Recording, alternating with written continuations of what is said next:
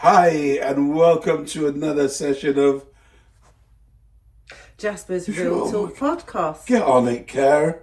Flipping Oh, heck. sorry, I didn't know that was my cue. That was your cue. It was a cue yesterday. Bit of warning, bit nervous next time. Oh, sorry, John, we're clipperboard. not usually this unprofessional. Yeah, you are. I'm not. Okay. Yeah, welcome to another series of Jasper's Real Talk podcast. Today we've got a very special guest, a legend. I can't never get Legend. Well, last time you called someone a legend. Legend. It's legend, but whatever you prefer, John. A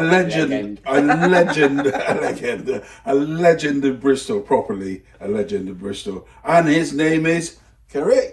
John Nation. Welcome, John. Good to be here, Jas. Good to be here, Kerry. Yeah, great. Thank you. Lovely to have you here, John. You know, I know you're very busy and it's hard, getting you tied down and stuff to do that. And I know you do a lot of other stuff as well, with your art tour and stuff like that, which we'll come on to a bit later.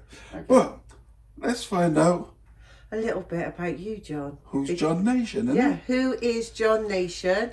I mean, where did it all start with the art? Where did he come from? Right back to the beginning. Right back from the beginning, okay. So I was born in 1962, so I'm 64 this year. Okay.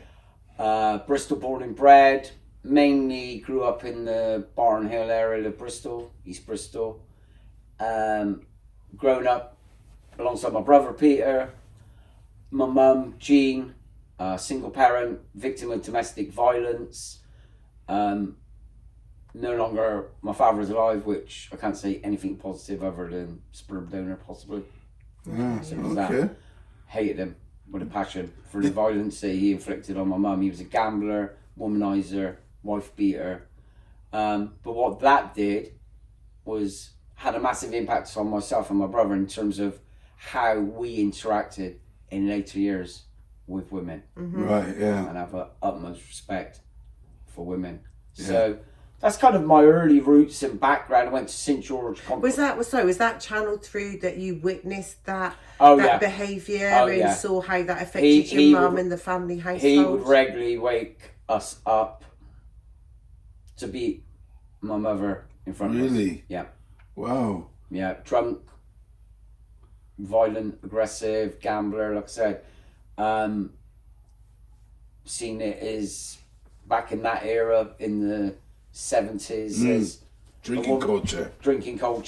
A woman should know her place. Yeah. The husband was the dominant, obviously, person in the relationship, and probably thought that gave him a license to be as violent as he was. So witnessed it firsthand. How old were you then when? I mean, my brother were like 8-10 years of age. They eventually separated, divorced. We had to move out of Bristol whilst the court case was pending. After he was found guilty of major assault on our mum on many occasions. Yeah, he was given visiting rights to me and my brother whilst we were under 14 years of age, which we hated. The fact that someone that we despised still had legal access to us. Yeah. So regularly would have to spend a Saturday or a Sunday unsupervised with him. He tried to kind of buy our love and affection. Wasn't ever going to happen. So he wasn't aggressive to you and your brother then? No. Why do you think that was? Was he afraid or was he? I don't know, but as we grew older, he had every right to be afraid. Yeah, I could imagine. Seriously. That's very sad, isn't it?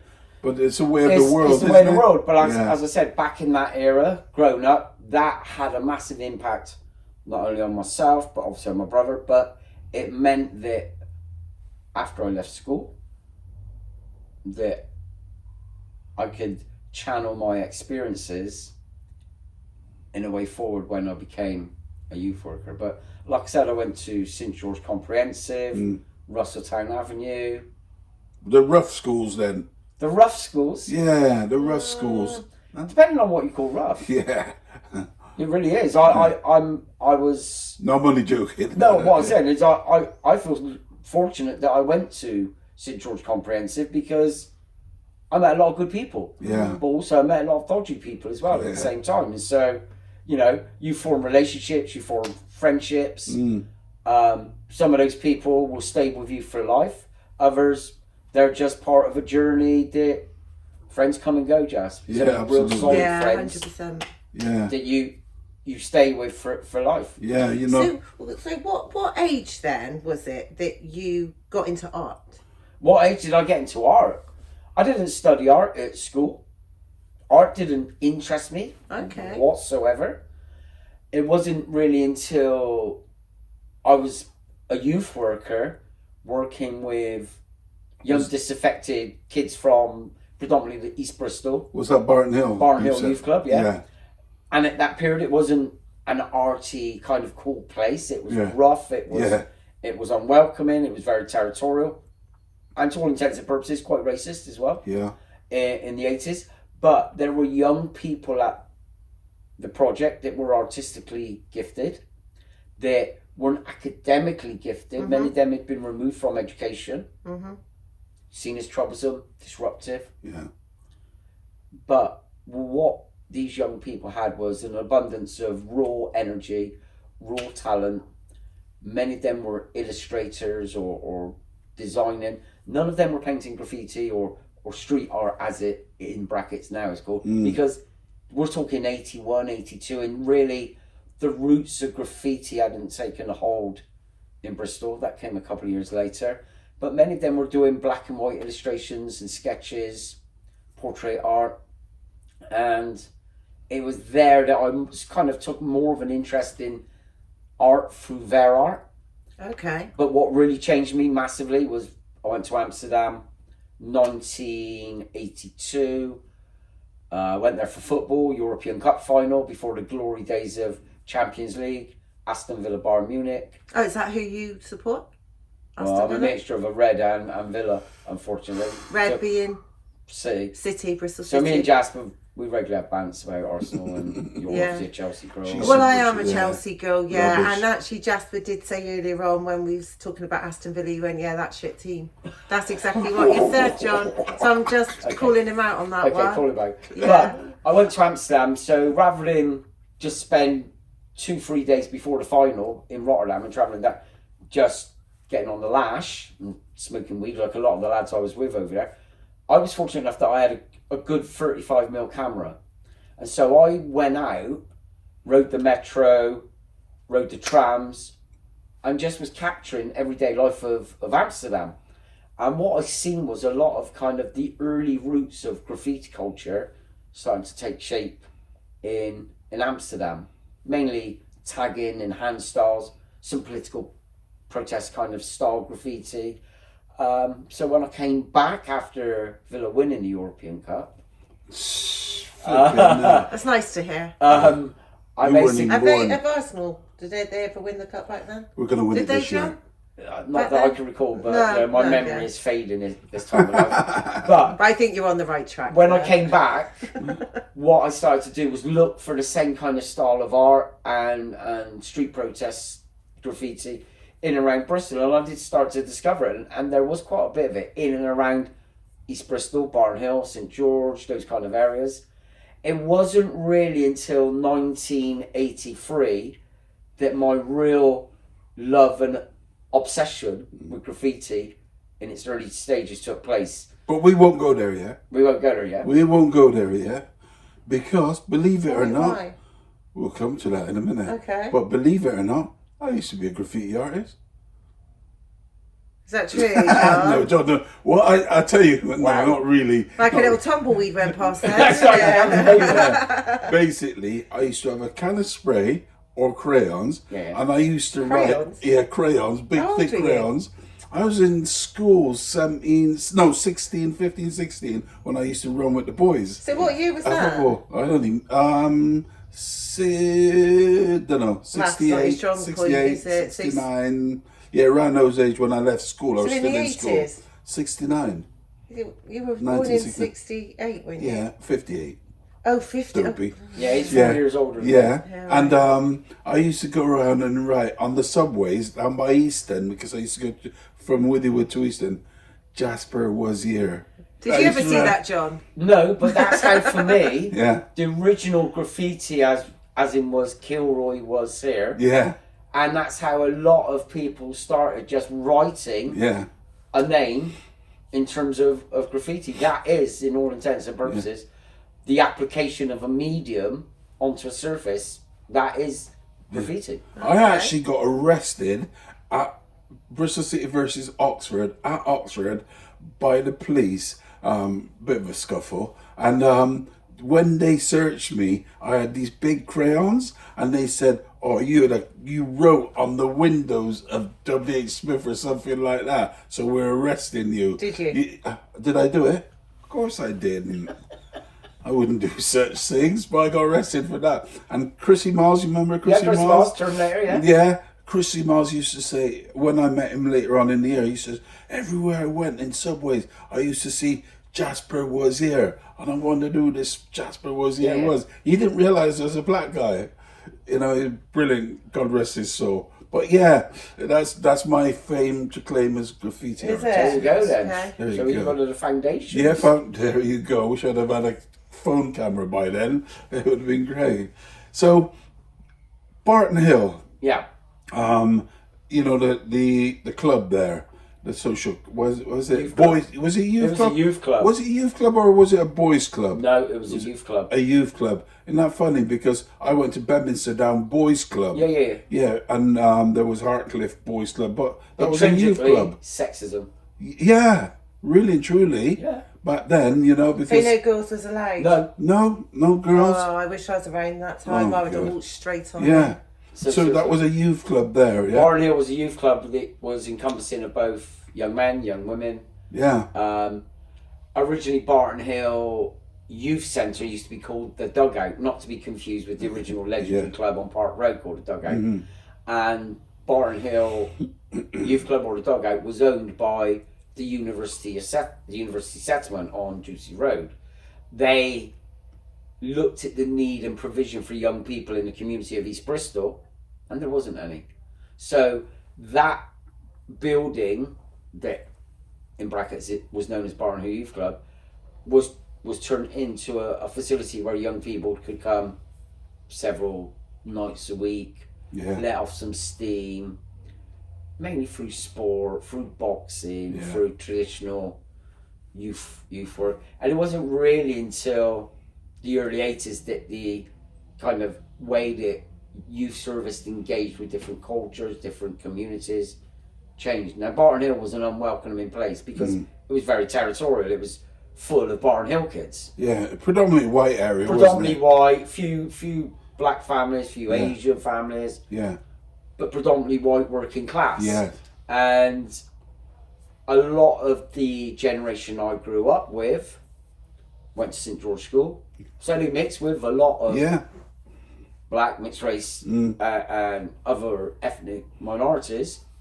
But when they came back to Barton Hill, they were entrenched in their own community, like a safety blanket.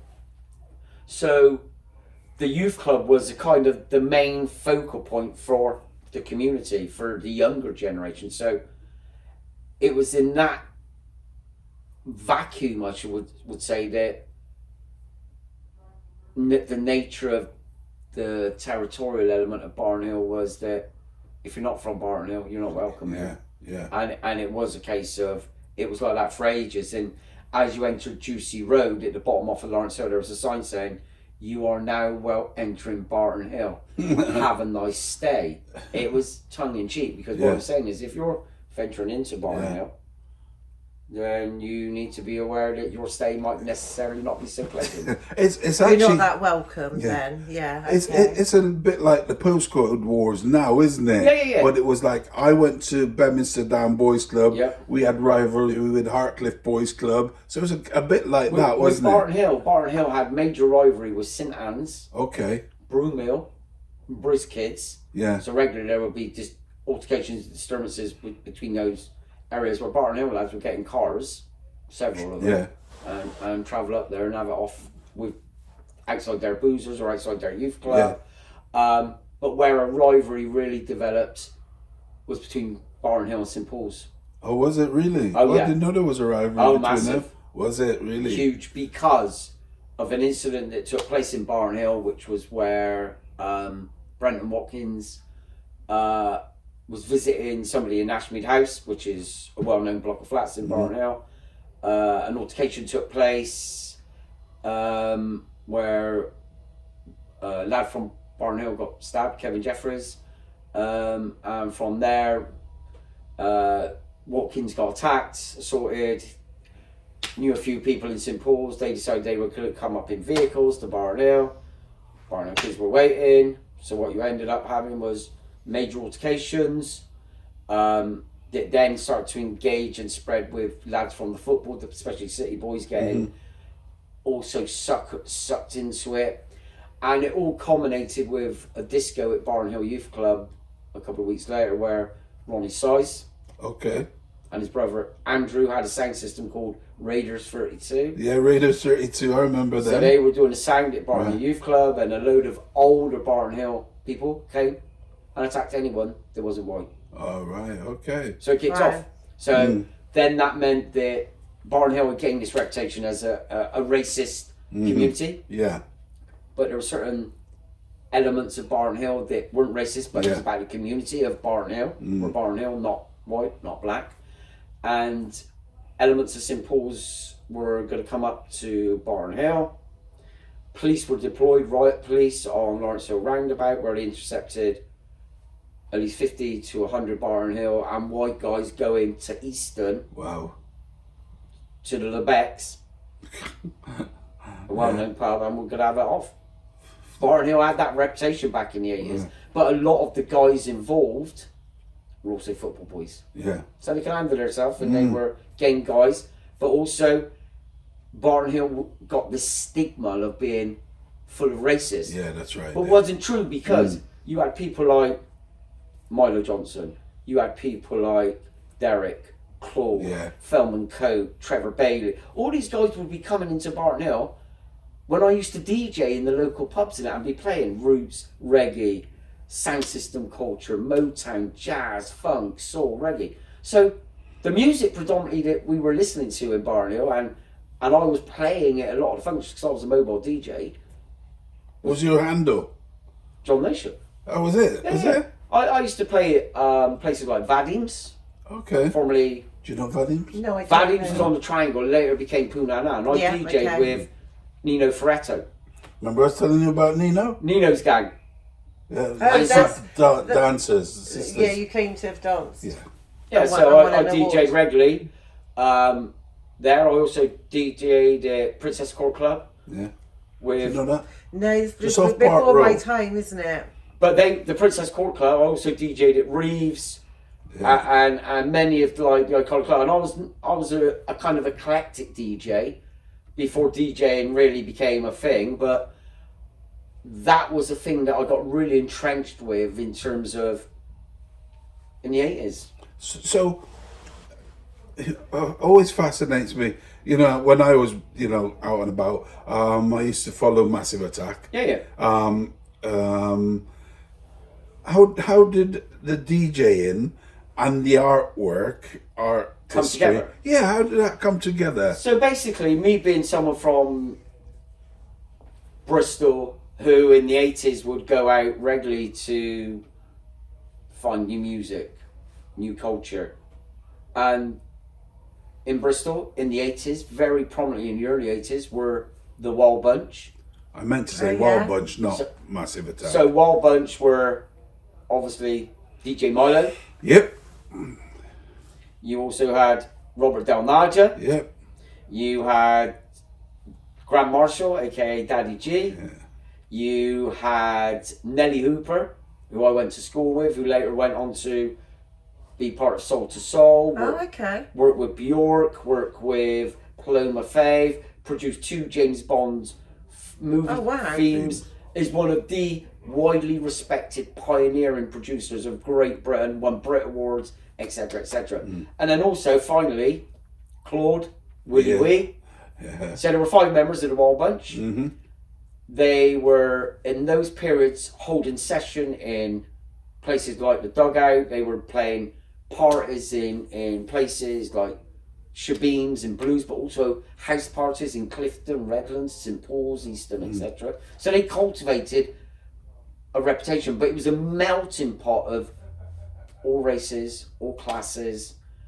And they started formulating and chopping up beats so the early sound of Bristol, as they now like to label it, was starting to sow its seeds.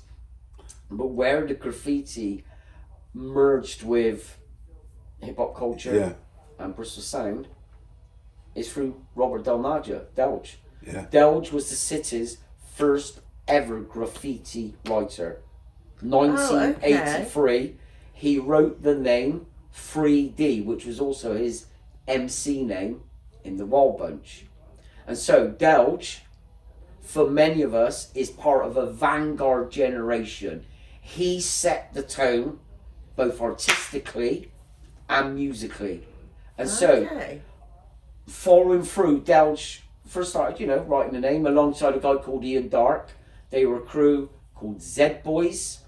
And Delge started to transform from just being a writer to a painter. And he started painting colourful pieces in and around Hepburn Road, where Tropics used to be, St Paul's, Campbell Street, where Grantley used to have his home, Clifton up by the barbers on the Triangle. And Delge started to really form a reputation solidly as one of the UK's first ever exponents of graffiti culture, along with Goldie, along with Chrome Angels from London.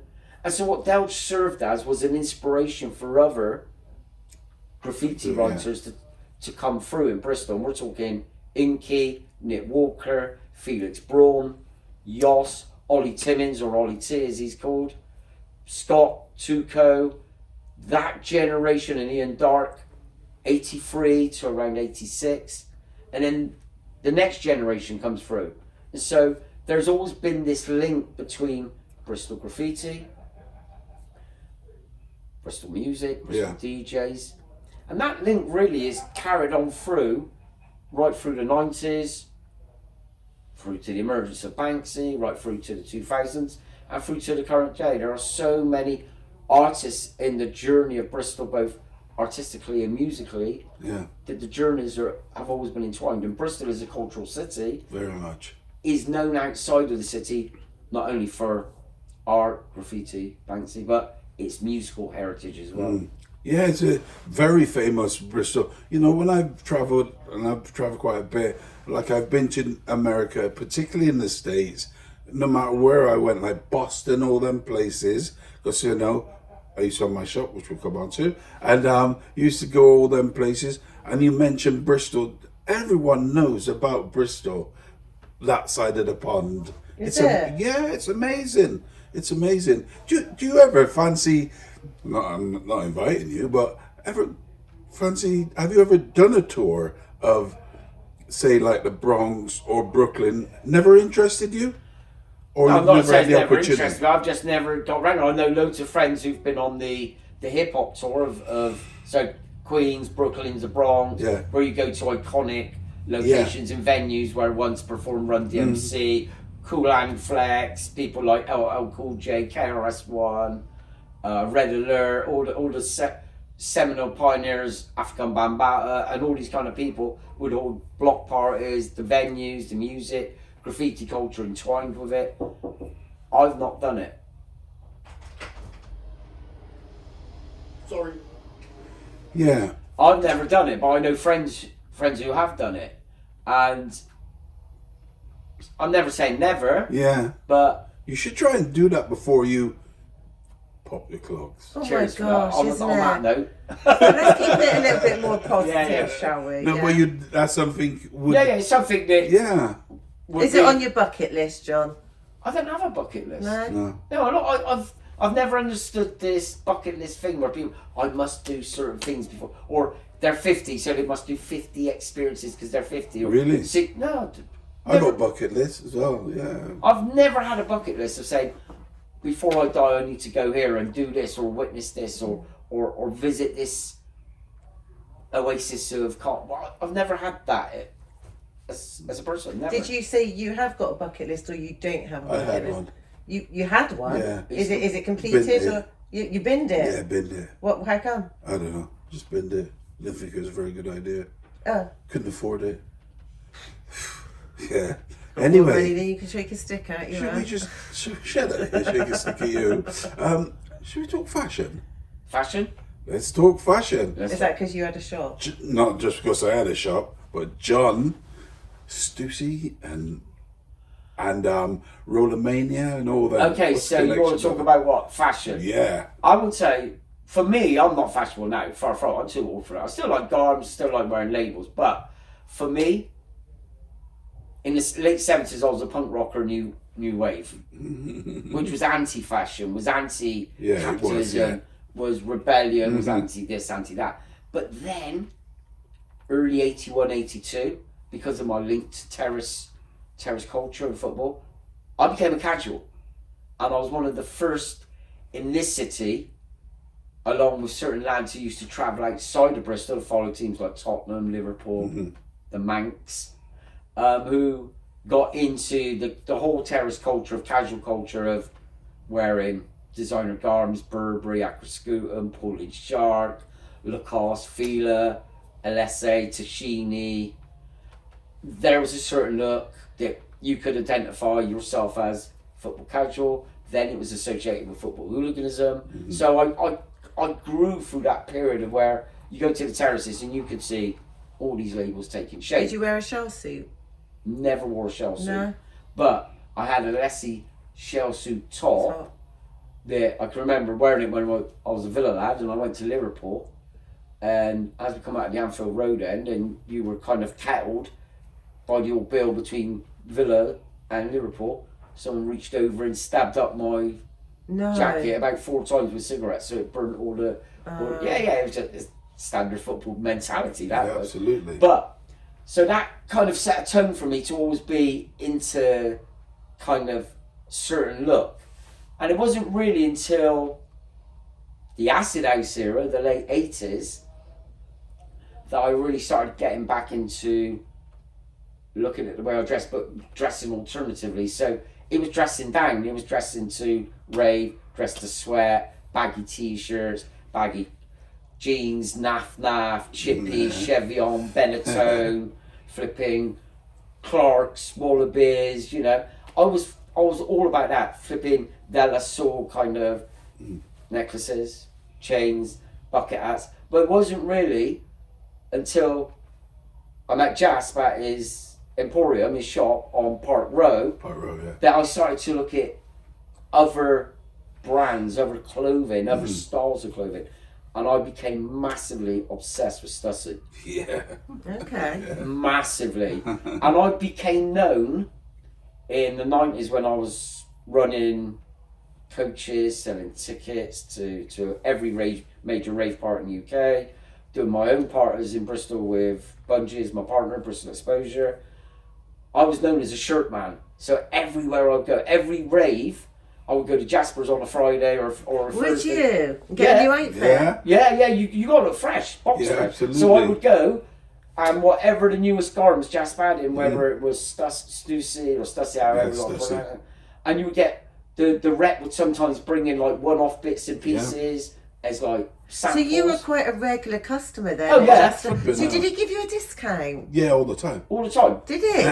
Did he? Everyone did. But also, I also, because of my link in the rave scene to a lot of promoters, I got Jasper on a lot of the flyers where his shop would sell the tickets to the events. And then the tape packs from the events. So it was a good source of revenue. I also used to run coaches to all of the raves, and I used to put my coach tickets into Jasper's as well. Okay. Which is still a lot. So people could go and buy a coach ticket, they could go and buy tape packs, the event tickets. And pick themselves up a new outfit. New hat, new baseball cap, new garments. That's how it used to work. Win-win situation for you both, wasn't so it? that was when Jasper had his shop on Park Row. Yeah. But I also would do like a circuit, so you would have Tribal One on Colston Avenue, you would have Angelo with Slate and Cable. Oh yeah, brilliant shop. With Ian with the barber downstairs. Brilliant.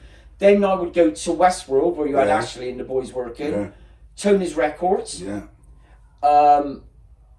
So you had a triangle, and I would only buy in the independents. Oh, okay. So I would never buy in John Lewis or Debenhams or any of these companies.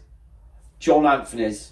Oh yeah, apart from John, yeah. apart from John Anthony's, that was probably. But I would always buy and support independents, like Jasper Tribe One, all these kind of independents where they were bringing in different outfits. It was streetwear, but it was also casual, but also some elements of it were really designer. And then I branched into the Moschino and that Louis Vuitton look. And but I've always had a love for Stussy. There was always something about Stussy. And you could go to Jazz, pick up a range of Stussy stuff. And I've still got some of my original Stussy shirts. Really? That I bought from his gaff in Is it? 1991. Wow. Now, you go on Vinted and on these selling sites and they're called sites, and if you can authenticate that you've got a genuine thing, and you can tell by the labelling and the stitching where it's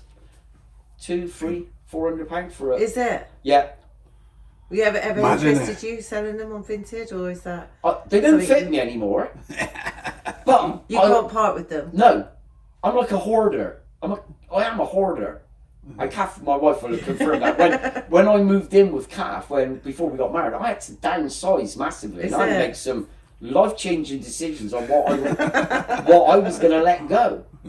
Vast record collection, vast tape pack collection, vast clothing that I'd built up over and it was like, it was traumatic in some instances. So with your record collection then, have you still got that?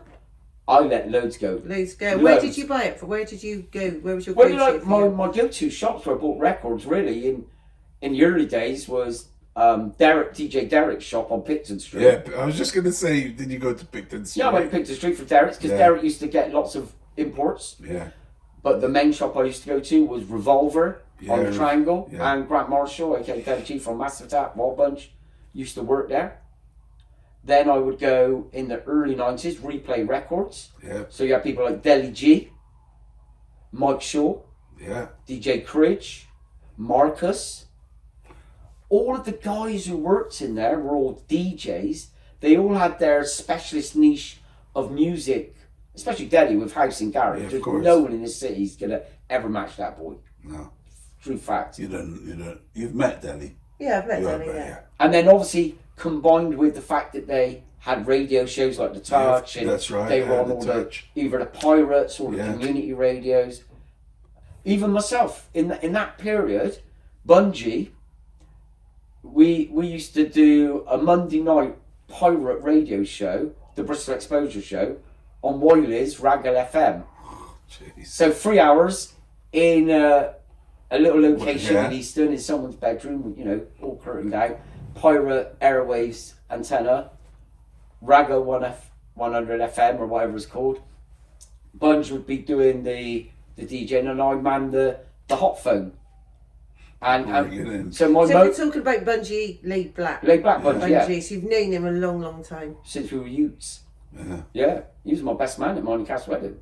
Oh, okay. Yeah. He's a good lad. So back in that period of the 90s, like I said, it was like, so my phone would be the bat phone, and Bunge would give out my mobile number online for anyone, any dedications. Requests. Yeah. And regularly we get, obviously, people phoning, can you get Bunge to drop this track or that track, or we'd also publicise up and coming dances or people's raves. So regularly you would get like Andrew Samuels and Cess, or we got Jungle Magic or Joy, and we also plugged their shop, the Rave Den, on City Road.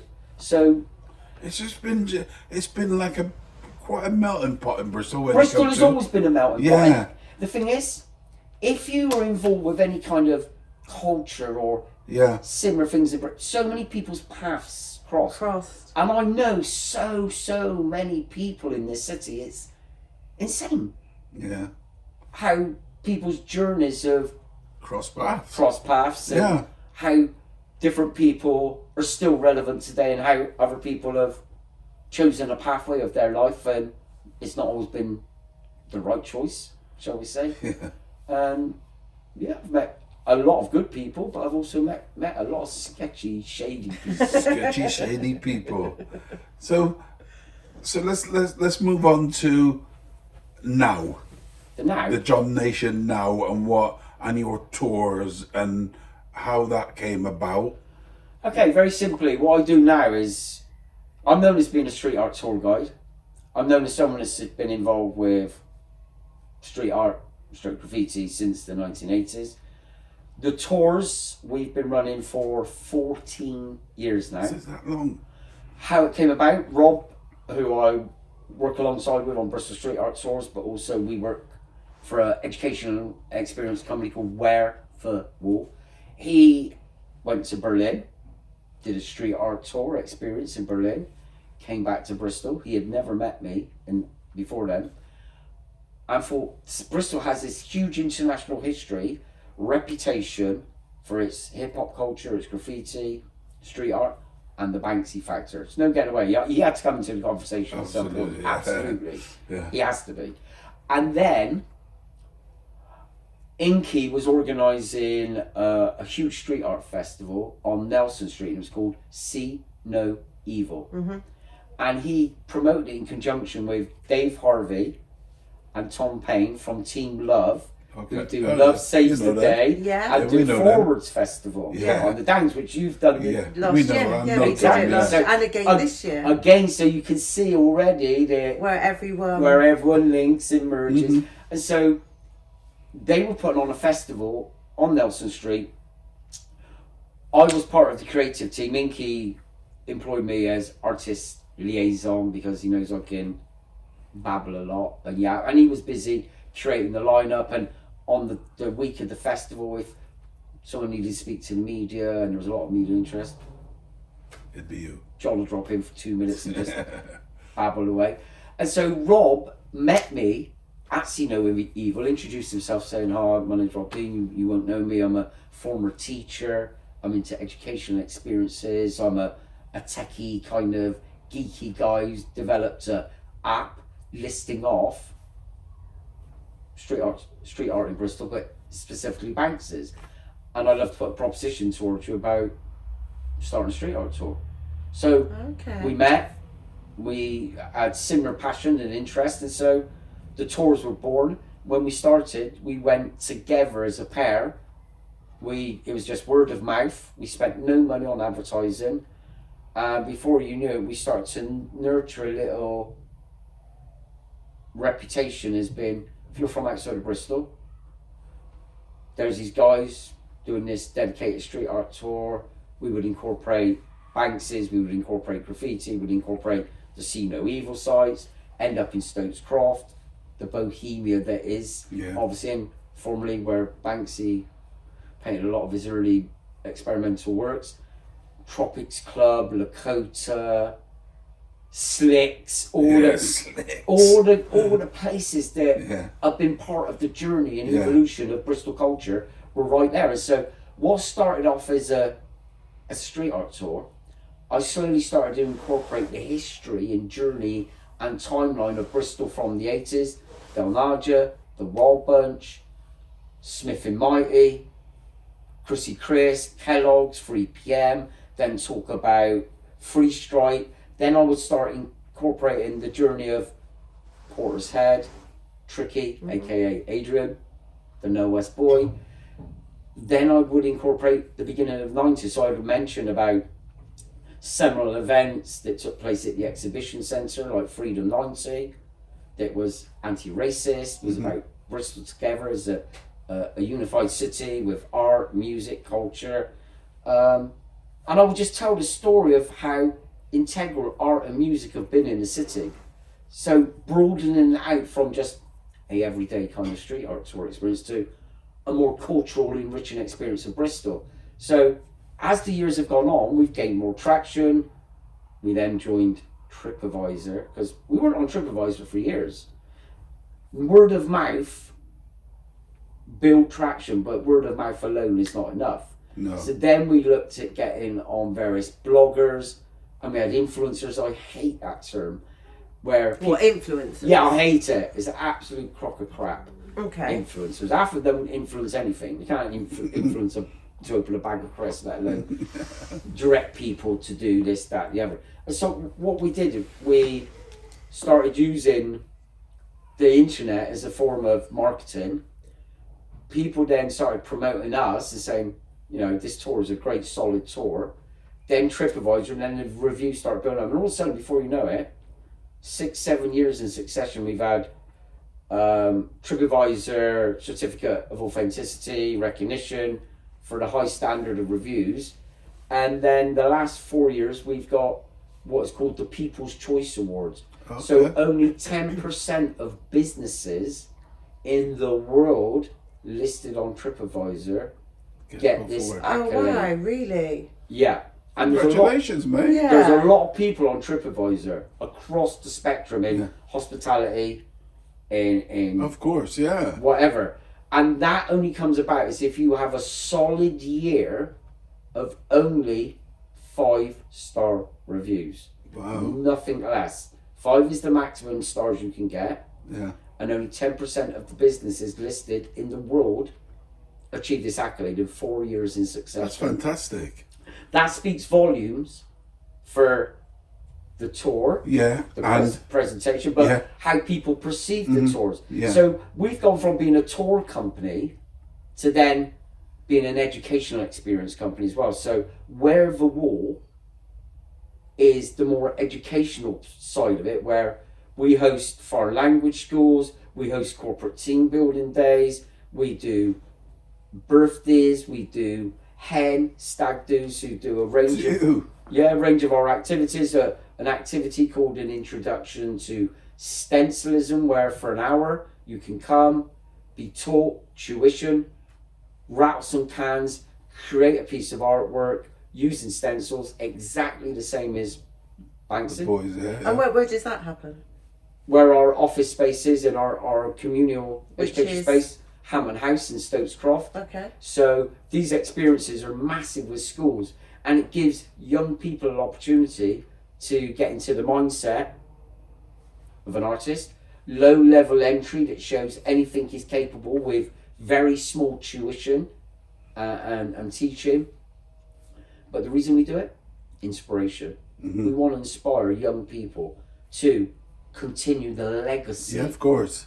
of art in Bristol, because we're not getting any younger. People Yeah, so Yeah. who's gonna replace me? Your legacy. We can't, the city can't afford to lose such a entity, can they? Really, they can. That's debatable, depending on who you talk to. So, no, because don't get it wrong. Yeah, I'm listed on Visit Britain, Visit England. The highest accolade I've achieved in recent years is there's a travel guide called The Lonely Planet, which is like the International Traveller's Bible. So, in 2026, in the new edition, there are 25 cultural experiences you must undertake in your life in the world. And listed as one of those 25 cultural experiences is Bristol Street Art Tours. That's amazing. Wow. That's fantastic, that. John. Yeah. And that is not something that we've paid for. This is people that have looked at Bristol as a city, what it offers, the destination. Secret shoppers came on the experience. We didn't know they were from Wherever. And then 2 years later, we get contacted to say Bristol as a city is being featured in the 2026 guide. So then that means Bristol is used as is the only UK city featured, which is massive, given how big UK is. So the launch of The Lonely Planet took place in Bristol in October. Visit Britain are represented, Visit England, Visit West, Visit Bristol, all the main tourist bodies. I did all the media and press PR alongside the guy who writes The Lonely Planet and is the director of it. And that has meant, hopefully for us, an influx of tourists, not just to do my tour, but it's into the city. Yeah. First and foremost, to Bristol. Yeah. Secondly, to do my experience, but immerse ourselves in what else the city has to offer. And there is so much that you can immerse yourself in Bristol. So a question, because everything you've done and you've achieved to date for the city of Bristol. Yeah. So have you been recognised by Bristol City Council for the work you do? My portrait is in the M Shed. Okay. Next to me. Next to Jasper. Is it? Is it next to him? No, We're they've got a photography gallery. Yeah. The M Shed tells the contemporary story of Bristol. So in there you'll have the statue of Colston toppled in its box. You'll have there's a Banksy that was formerly on the side of the Fekla, a legendary music venue in Bristol. You have different moments and periods of history of politics, activism, trade unionism, and then the M Shed were asking for people from Bristol to vote and nominate people from the city that they feel have enriched the city culturally, politically, and have put Bristol on the map internationally as a city of culture, art, and diversity. My name was propelled and recommended. So I'm actually in the gallery alongside Massive Attack, alongside Dave Prowse, who played Darth Vader in the Star Wars films, and he was the Green Cross Code man. Yeah, he was. Alongside Wallace and Gromit, because of Aardman Animations being a Bristol-based company. No Banksy. No. He's not featured in there. No, which is amazing. Okay. But they're all portraits of physical people. I'm actually in there. Yeah, I know. Oh right, yeah, I'm actually in there. So how can you not have him? How can you not have him yet have me? Which is insane, given the level of his stature and mine. But it's humbling and grounding that people felt that I warranted to be included in that. In terms of recognition of Bristol City Council, the tourism department, Visit Bristol, Bristol Bid. I regularly am hosting my tours for delegates either from the European Commission or travel writers or guests who are staying in Bristol, writing travel features on the city, its music, its food, its festivals, and I will always be part of that itinerary. So you still haven't answered my question. What's the question? Who are you mentoring to take over you then? I'm not mentoring anybody, because in terms of art, there are a lot of people like Inky and these other artists that use their position of influence, power, because with success, of course, that fame comes that opportunity and leverage to do this. And there are many younger artists that are working now as a result of their inspiration, and then that generation are then working in schools with the next generation to breed positivity, creativity, legacy. The legacy of Bristol for art, graffiti, and music really is from the 80s to the present day. New music, new producers, new artists. But in terms of new tour guides, who's going to step into the void of me? I don't know. I'm lucky to be alive, Jasper, after my experiences of last year. Yeah, absolutely. Yeah, you had a bit of a scare there. Bit of a scare. Yeah. I know you weren't very well. I had a heart attack. You did? I basically, I'm lucky to be here. Basically, if it wasn't for the swift actions of CAF, the NHS surgeons who saved my life, I wouldn't be here doing this podcast right now. So where did you end up then, in the BHI? No, Gloucester Royal. Did you? Yeah, because he lives that end, doesn't he? I live in Gloucester. Okay. So for just literally 9 months ago, I diagnosed with heart failure and heart attack, and literally they brought me back. I then caught pneumonia. I had collapsed lung in there. It was a traumatic period, and I've currently got a pacemaker. I've got a shed load of meds that are keeping me alive.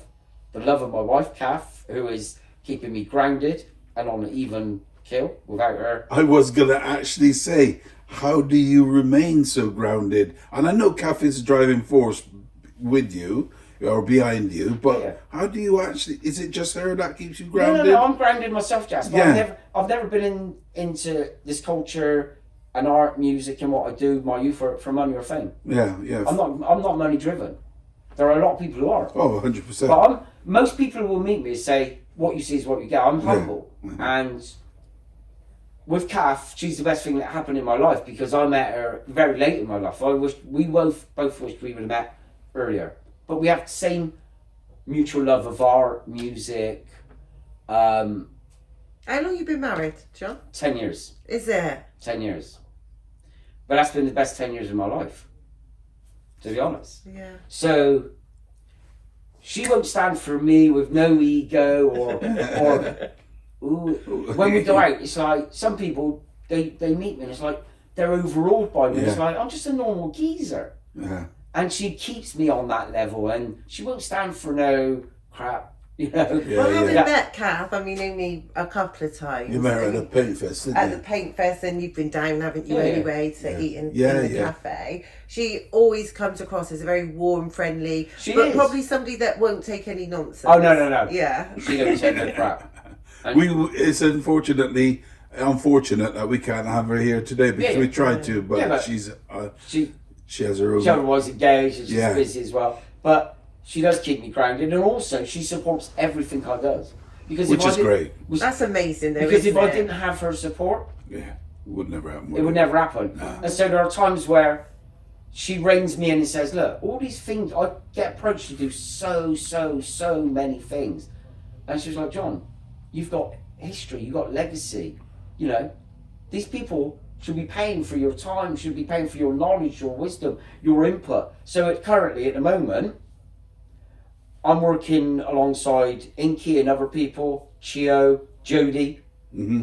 We're currently working with a French TV company. We're filming a fictional film, but based on real life incidents that took place in Barnhill, involving me, involving Inky, involving Chio, and all these guys in the biggest ever UK police Okay. graffiti investigation. So this is going to be a fictional Right. film, but based on true Yeah, life. yeah. So is It's- this still currently being filmed? It's going to be is- filmed. It's going to be filmed between May the 2nd, May the 10th, in Bristol, in This various year? locations. Yeah, it's going to be screened in France first, Okay. and then possibly Channel 4 or Netflix, somebody like that is going to step in. They've got real actors playing me, Inky, Jody, Chio, and others. Yeah. So the guy that's playing me Yeah. is an actor called John Bradley. Not Tom Cruise then. No. Unfortunately, the budget doesn't stretch for Tom Cruise. He's short like me too. That's why I said Tom Cruise. John Bradley is a British actor and starred in Game of Thrones. Yeah, John Bradley. wow. I know that name, John Bradley. So they've cast this guy and cast saying, "But he don't look nothing like you." But it's fictional. But he's playing my character as this young, surly, Oh, that's uppity fantastic, graffiti John. work. And they've got someone who's playing a young Inky. They've got a fashion consultant who's sourcing clothing. Mm-hmm.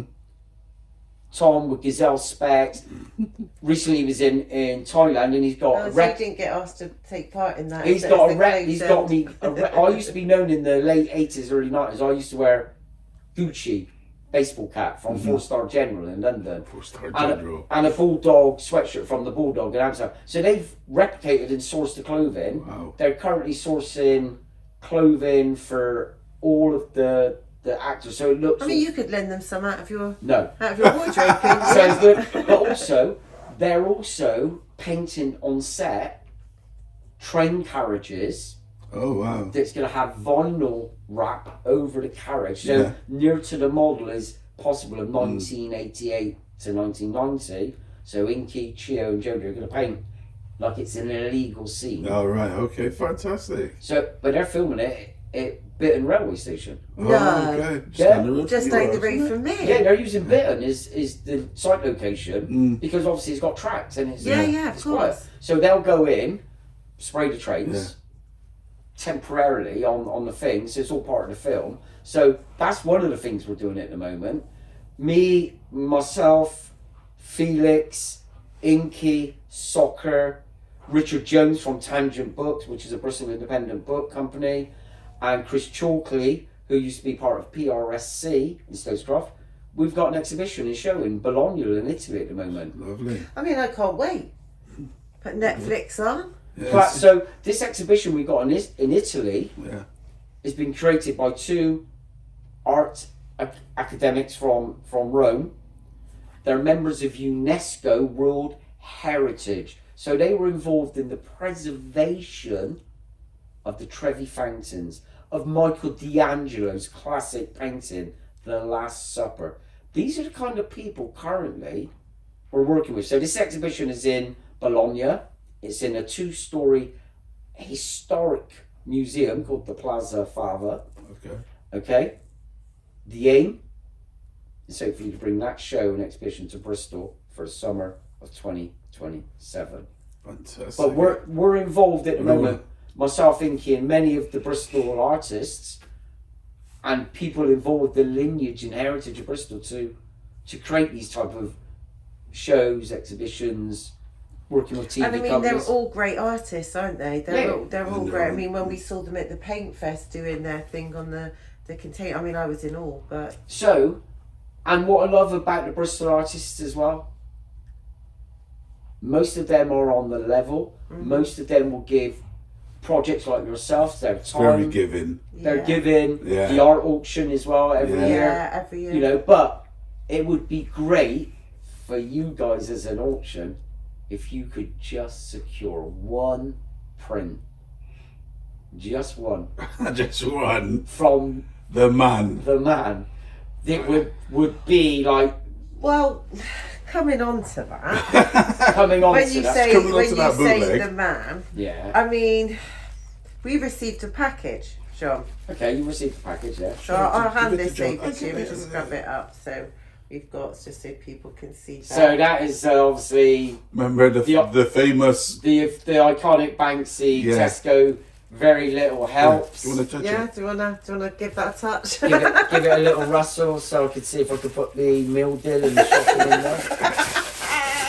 But obviously the original Banksy image that made this image famous was when it was hung like this, raised on a flagpole with the people around it, like, you know. Was that on Essex? Was it Essex, right? No, where was it? Was it still Scroft, wasn't it? No, it's not been in Bristol. It was originally in London. But Banksy's always had a kind of obsession with Tesco branding. Okay. So he's done, like Andy Warhol did the variations of the soups. Banksy did a variation with the that. He also did in support of the riots that took place in Stokes Croft, where many of the defendants who were arrested and couldn't afford legal representation, Banksy produced a print for sale at the Bristol Anarchist Book Fair that had an image of a petrol bomb, and on the front of the petrol bomb was the Tesco barcoding. Was it on the bottle? Yeah, was it the correct. bottle? Yeah, Tesco value petrol bomb. That print, all of proceeds from the sale of that print went to support the defendants. So they're hard to come across, the authentic ones, but they have one in the. But what a great thing to do though, with those proceeds going straight to help those people. And obviously this image is a kind of donation initiative, so some people will... You know, we've had a struggle with it. I know you've had a struggle, but some people will support it, others will say they're 2 pennies worth. Art is subjective for many, many people, as is the credibility and importance of this artist. Yeah, of course. But there's no denying the impact and shape that, as an artist, he's had. And the spotlight shone on Bristol, you know. So Take that off his leg before he catches a fire. Fire. Yeah. Well, you know, we've got rid of them now because we didn't want to be caught up in anything. I think the person... It was anything, like you say, controversial, wasn't it? It was. So we kind of sort of backed away from it. But with good intention. Yeah, they had a good intention. Yeah, you know, somebody with intentions. Yeah. To outrace some little funds for yourself. Yeah. But really and truly, we need it from the main man, don't we? I mean, it would be absolutely wonderful. Yeah. It would be amazing, but if you think with how many community projects there are around the UK, financially struggling, keeping their heads above water, doing great jobs across many multi-level platforms, themes and platforms. Yeah.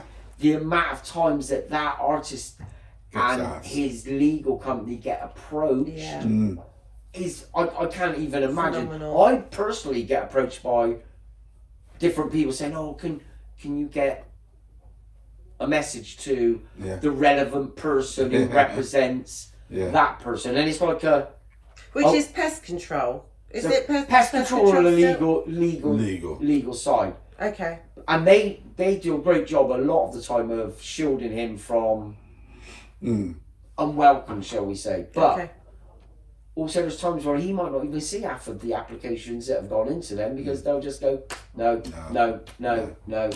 Which is kind of vetted. Yeah. But also is a kind of a lot of the work that artist does for charity is unpublished. And Unpublicised. Is it? Oh yeah, for sure. oh, good, yeah. Like, So could again, imagine. I mean, like a lot of the artists, he is very generous in donating pieces to maybe charitable organisations that don't get that funding. Also, if you think back to COVID, he did an image of a young child holding a superhero. Yeah. And the superhero years ago would have been Spider-Man or Captain America. And he replaced it with an image of a nurse. That's right, he did, yeah. And he donated the image to Southampton A&E, which proudly is on display right outside the doors of where many people... Oh, is it? Yeah. Outside the doors of where many people came out who survived from COVID. And you know, Jess. Yeah. You could. I remember that because I was nursing at the time during COVID. Yeah, and yeah. I do remember So that all image- yeah. They sold it and raised an absolute ton of money. And also he has his own boat, the Sir Michael, that he funds himself, which is fully crewed, that rescues migrants from the seas, the Mediterranean seas. Oh, really? Yeah. You need to Google the Michael boat, the Banksy boat. So the image has, you know, the original image of Balloon Girl releasing the red love. Yeah. He has the image of the girl, but she's releasing a buoyancy aid. Oh, I think I've seen that. The boat is pink and white. Yeah, I Sir think Michael. I've seen the picture. Now, it's been impounded several times by various coastal authorities, especially the Italians, because he's landing and docking people with unsolicited, no papers, etc., etc. But that's the kind of work that he does, unpublished, unselfish, not looking for plaudits and flowers, just does his thing. And then he's got the hotel in Palestine, obviously the Waldorf Hotel. Walk out. You know, named after the Waldorf. Actually, we've got a piece that was that we've had donated. Yeah, I was telling John about that from one of the guys. What's it called? The Walkout. Yeah. Waldorf. Waldorf. So, like, as in WALLED, walled off. Oh, Waldorf. But it's based on the famous hotel, the Waldorf. Yeah. Oh, Waldorf okay. Hotel. So it's Banks' tongue-in-cheek variation name. Comes with a guarantee the worst view in the world. But that hotel is such an immersive experience of Banksy materials and archive and work that he's created there. Yeah. I must have gave him discount at my shop then, so he owes me then. So you don't give to receive though, do you? Oh yeah, true. Forget he that. he would have been a regular Yeah. up and down Park Street and the surrounding Clifton area because he went to school at Bristol Cathedral School, Choir Cathedral School, which is a school just up the road. Well, Bristol Cathedral joins it. Yeah, he definitely gave him discount. Well, actually, and also I've never asked him because I don't really know him, right? You know, but you know what you were saying about the artists, people like Inky and all them guys, Inky, Jody. They've always given to our art orchard. Well, you've got a piece literally just lovely behind piece you, there by shaped Stu. You know, he always give. They all give. I love the Bristol artists. And the thing is, Bristol is a community of artists as well. Yeah. And in some cities, it's quite fragmented. You know, you got a lot of artists are ego driven. There's a lot of ego. A lot of clash of egos as well, and packing orders and hierarchy and gatekeepers. I'm not a gatekeeper myself. No, you're not. You could easily be though, couldn't you? But in Bristol, what I love is there is a community spirit amongst the artists, and when the need arises for the community to come together and do something that is of a beneficial for people less fortunate than them. I mean, we saw that, didn't we? We saw that at the Paint Fest. That's yours, John, by the way. The Paint Fest book. This one just. This one, yeah. Okay, how well received are the books? Very well. Yeah? Yeah, we've received. They've been well received. That's good. Because they got some great pieces of art in there. Didn't it, when we went up to Cheltenham to the Paint Fest. Had a look around. I mean, I wasn't really into art in that way. Looked at them, you know, with their cans, and I was pretty blown away, to be honest with you, John. Came back, said to Jas, I think you can remember, can't you? Jas, let's do a Paint Fest. No. And then he reached out to you and you said, yeah, it'd be a cracking idea. And the thing is, Andy, who runs Cheltenham Paint Festival, Last year, didn't do the festival. Okay. You didn't? No, couldn't get funding.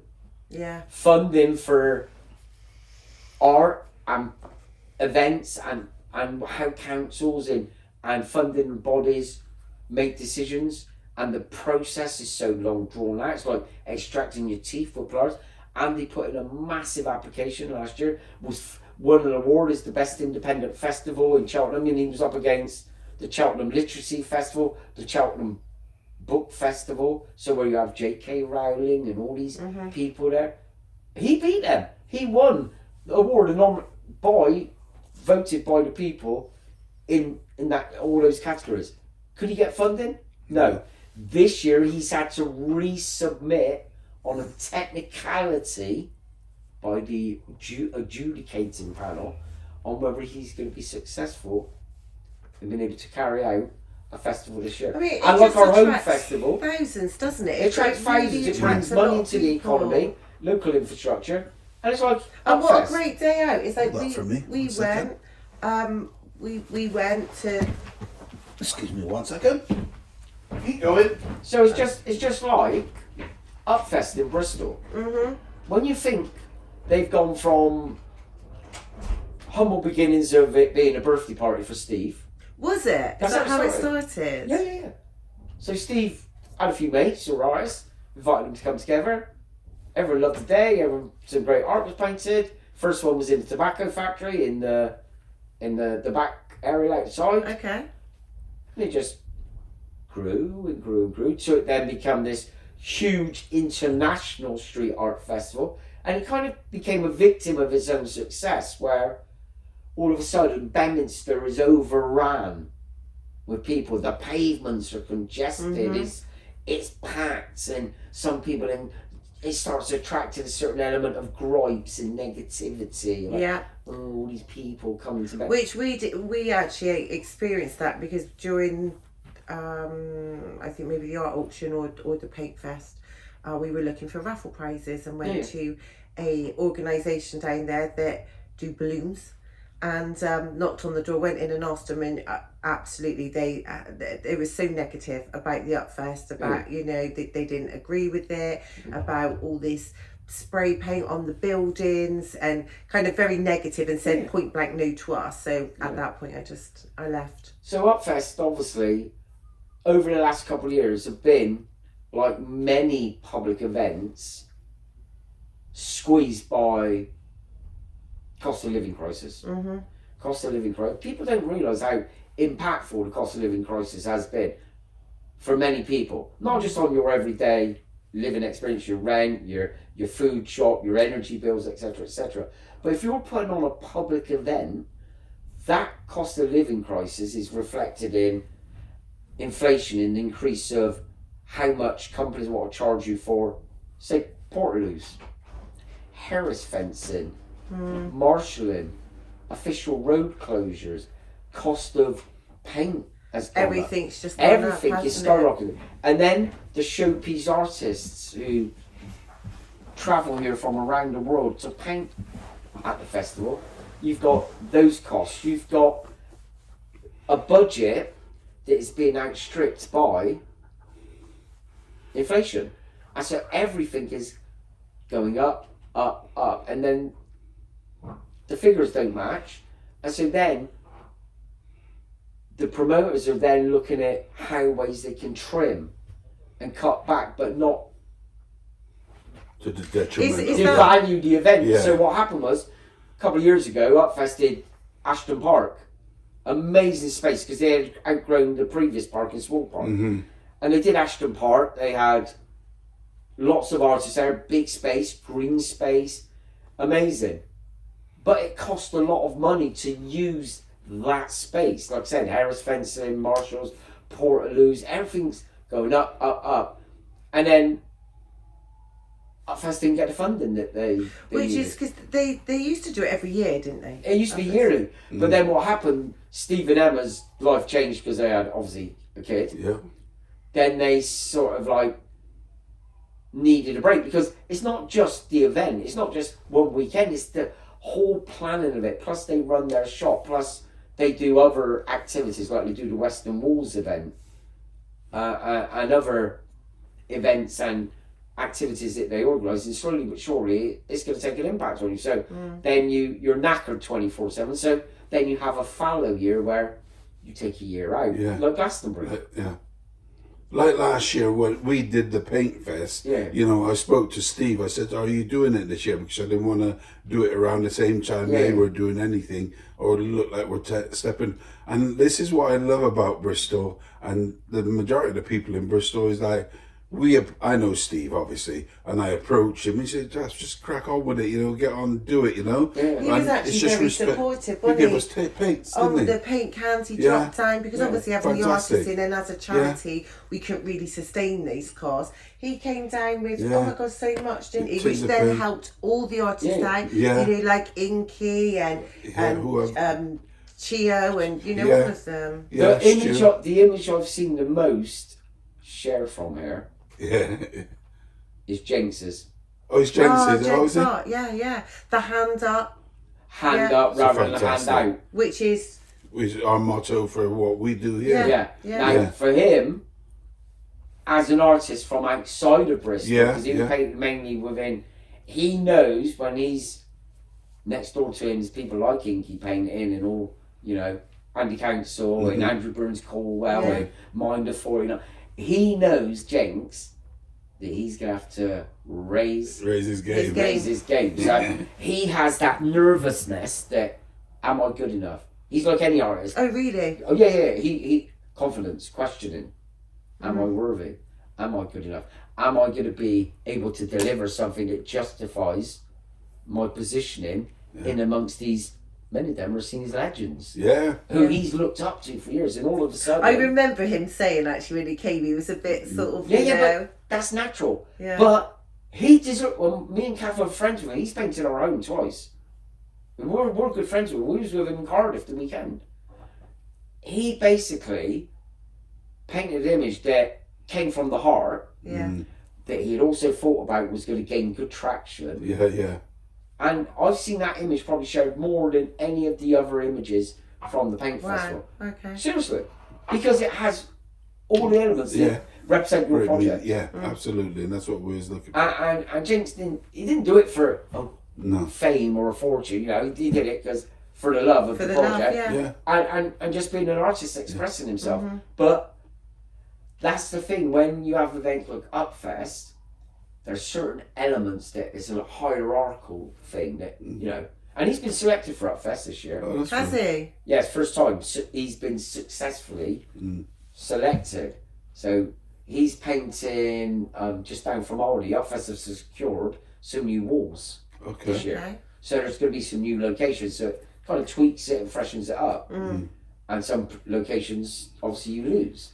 But with Upfest this year, the fact that it's spread over a couple of weekends dilutes it a little bit, and so feedback from a lot of people I know is it's great that it's on and there's going to be a lot of new bigger permanent walls, but it's lost that kind of community. Okay. Well, because it's spread out over a few weekends. Because you don't have the big park, you don't have the big concentration of a lot of people there, and you can come to Bristol on either weekend and you will see artists painting at Tobacco Factory and some of the other locations, but it's for a lot of people it hasn't got that big wow factor that it once had. And that's no disrespect to Steve and Emma and Paul Roberts and the rest of the creative team of Buttfest.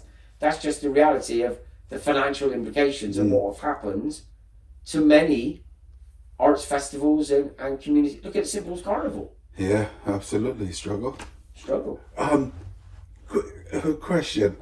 Do you think we'll ever have another breakthrough of like a Banksy again or anything? What, from Bristol or generally? Generally. Who knows? Or is that done now? I would say, no. I don't know, because he is one of a kind. Yeah. For many, all hype, no substance. Others, he's the Marmite man. Right. You either love it or hate it, you know. But as an artist, so the Italians we're currently working with when we got the exhibition, the curator of the show says we have Raffaella, Donatella, Michael D'Angelo, Vincent van Gogh, Andy Warhol and Banksy. Oh wow. These guys are historians. They're preservations of lineage and historical journeys and evolution of art. And they're labelling Banksy, a lad who grew on the streets of Bristol, Yeah. to now he's being mentioned in the same circles as these people. Will we ever see another one in our lifetime? Who knows? Never say never. Yeah, never say never. It's like, is there going to ever be a band that's going to come from Bristol that's going to have the reputation to match that of Massive Attack? Me personally, I don't think we will. Yeah.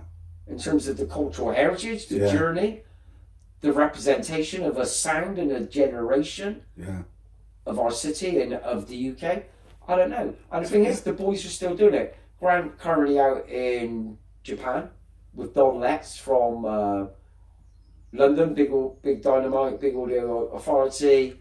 Delge obviously is generating his own headlines by being arrested in London last week. Was he? Did you know that? No, I don't watch the news. Good, because it's very negative. It's that's a why I negative don't watch narrative. it. But so what you have is Palestine Action are classified as a terrorist organisation under Starmer and the Labour government. Okay. And that will stem from people showing their support for Palestine Action and support the Palestinian uprising and the people. And so Delge was arrested several months ago in a mass protest in London with 800 people who simply were holding a sign, a placard, saying, I support Palestine Action or no to genocide. So you were arrested under counter-terrorism laws, okay? Many of them were later acquitted. So what happened was Banksy, to raise the public awareness of this, went to the Royal Courts of Justice, where he painted, obviously illegally, a image of a High Court judge with the gown and the wig, tumbly wig, with the gavel, the hammer, hitting a protester who's on the floor, blood streaming from their head, holding a blank sign. This was Banksy saying about freedom of information and freedom of speech that is being eroded in this country. So it was on the money, it was on point, it's very, very political. And he painted a historical listed building. Yeah. Is it still there? So that image gains global viral traction. It also raises awareness of what's happening. What's happening, The image itself, within 24 hours, every man and his dog is there snapping selfies. They then shutter it off, put 2 full-time 24-hour security guards. They bring in then someone who is meant to be a professional remover of graffiti or street art. But Banksy's very clever. So the paints he used, they can be erased off the wall, but they also sunk into the stonework. So they removed the top layer of the image, or the detailing, but what you have left underneath is like a ghost image, all in black of the same image that was originally. And that stone, under legal protective law, cannot be removed. It's hard to remove. You cannot use anything that's going to remove the surface. So because it's a listed building. Because it's historical. He's overstepped the mark for a lot of people, Banksy. But on that, he raised awareness of the situation. So this weekend, just gone in London, there was another demonstration, again in support of Palestine Action, and Delge is arrested, but they actually filmed him this time. Yeah, they did, So it's peaceful protest, police officers come in, pick him up. Because he's a known face, the media are going to swarm all over it. So he gets cameras in his face, he gets filmed, but he also gains publicity.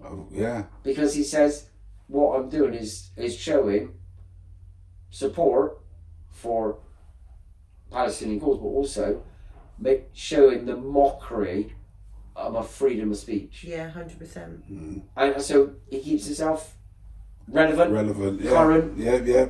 He's known for being in the band Massive Attack. Yeah. So when they play and tour, so I've had people recently who've done my public tours, teachers, just everyday run-of-the-mill people, who have seen Massive Attack recently in South America, or seen them in France 2 years ago, or in Germany last year, and they all say the same thing. The staging of the show and the visuals are overtly political. All right. And who curates that? Yeah. Belge. Yeah.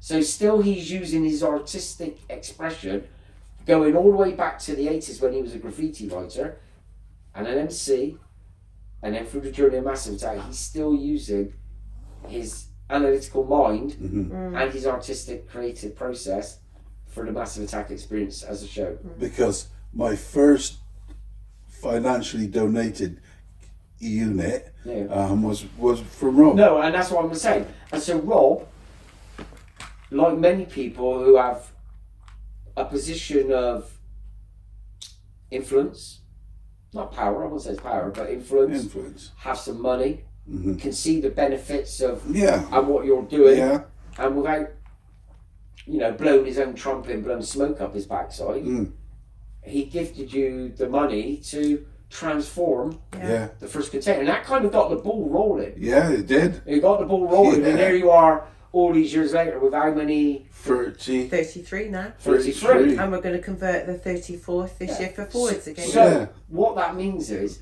just with his generosity. Yeah. But he's always supported us through the artwork. Yeah, exactly. Yeah. Because him and Grant, they are givers. Yeah. They like sharing. They share the wealth. They share humility. And they're grounded. Yeah.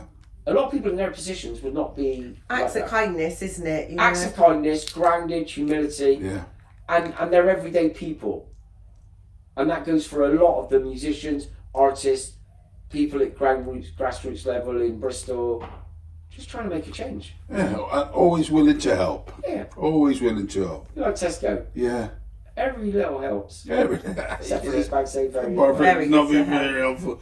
Yeah, well. How are we doing for time? Well, we're I was just going to say we're going to wrap it up, because we have, got some real insight into you, and also real insight into Bristol and the music scene and the art scene and the clothing scene and how it's all combined. So I think, we I've really learned a lot appreciate today, so thank you, John. No, it's a pleasure, but there's a lot of people in Bristol who don't get their flowers, don't get their props. Yeah. And a lot of people have resentment as a result of that. Yeah. But that is the nature of any scene, any community, any city. And I just feel humbled that throughout many, many years of being a Bristolian and working in Bristol and being involved with so many different things, that I'm still recognised by a lot of people as, oh, you should run for Lord Mayor of Bristol.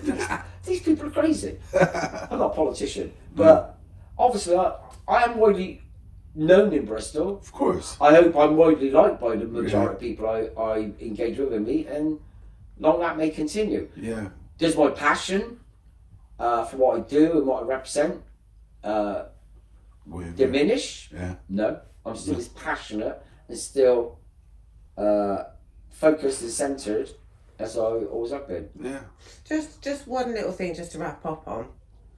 Your tour. Where can people find that information? Okay, good point, thank you. So for the advertising part of it, where can they find information about my tour, where can you do the bookings? Okay, so the street art tours are listed on www.wherethewall.com, or you could just Google Bristol Street Art Tours. We're listed on Visit England, Visit Bristol, Tourism Forums, Lonely Planet. You'll find us. And is that on a weekly basis? Do you operate? So the public tour currently is weekly, but during school holidays, half term, summer recess, we do Monday, Wednesday, Friday, Okay.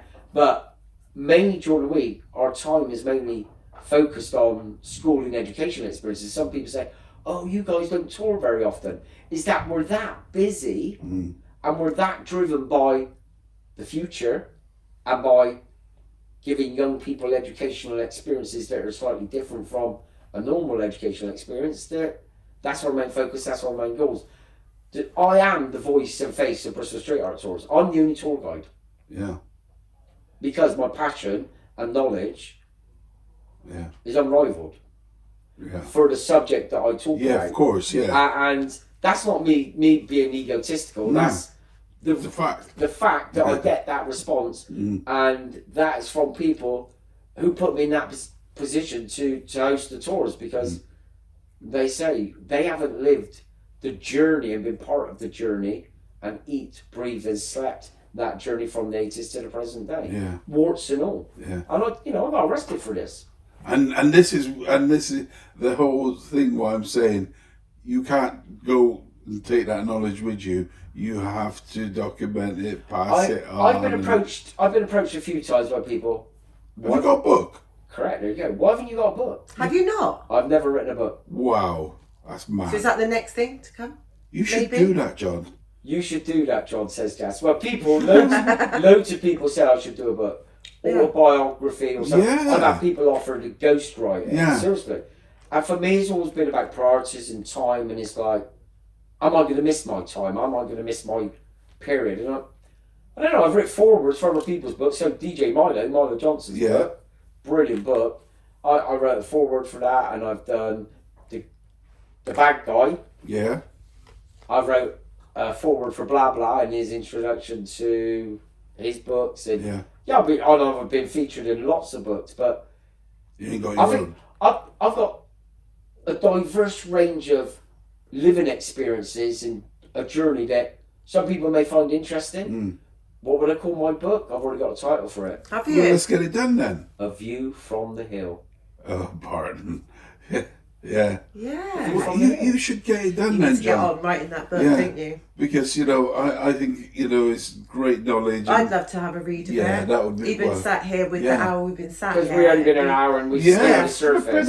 Proper I didn't talk about my incarceration, being arrested for being a football hooligan. Shocking. How detention centres shaped my mindset of most of the guys I was in there with became institutionalised. But I used it as a constructive rather than negative to think, where am I going with my life? Yeah. Where is this direction? And I used it constructively to look at my life, self-analyse, go within myself at 15 years of age.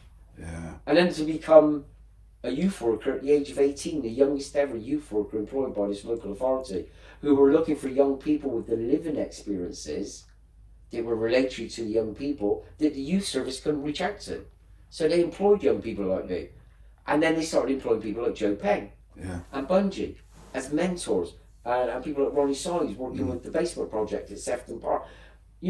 People that could help change young people's living experiences, but could relate to the living experiences of that young community, that population.